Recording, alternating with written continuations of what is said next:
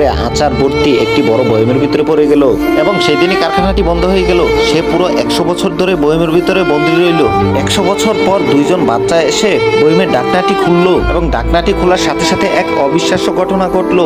লোকটি তখনও বেঁচে ছিল। লোকটি আবার আচার বানানোর কাজ শুরু করলো এবং একটি সুপার মার্কেট থেকে 100টি শশা কিনলো, কিন্তু টাকা দিতে গিয়ে দেখে তার পকেটে কোনো টাকা নেই, তাই সে শশা কিনতে পারলো না। সে ডাস্টবিন থেকে পুরনো শশা এবং পুরনো বয়ম কুড়িয়ে আনলো। আচার বানানোর জন্য তার প্রয়োজন ছিল বৃষ্টি এবং হঠাৎই আকাশ গর্জন দিয়ে উঠলো এবং বৃষ্টির পানি বয়মে পড়তেই বয়মে আচার হয়ে গেল। এবং পরের দিন সে তার আচারওয়ালা ঠেলাগাড়ি নিয়ে রাস্তায় বেরিয়ে পড়লো আচার বিক্রি করার জন্য। এবং একটি লোক আচার দেখে সঙ্গে সঙ্গে একটি বয়ম কিনে নিল। তার স্বাদ ছিল অসাধারণ। বোতল খালি হলে আমার বোতল ফিরিয়ে দিস, না হলে আমি বোতল নিতে আসবো। এসব কথা পাশে থাকা এক লোক শুনে তার শরীর পুরো হিংসায় জ্বলে গেল।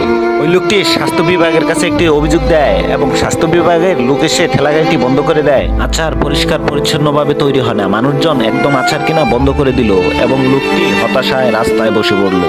এবং ওই লোকটি দেখে ফেলে প্রথম যে তার কাছ থেকে আচার কিনেছিল। ওই লোকটি বলে, আপনি বিশ্ববিদ্যালয়ে ছেলে মেয়েদের কাজে লাগুন, আপনার যেমন পরিষ্কার পরিচ্ছন্নতাও থাকবে তেমন ব্যবসাও ভালো হবে।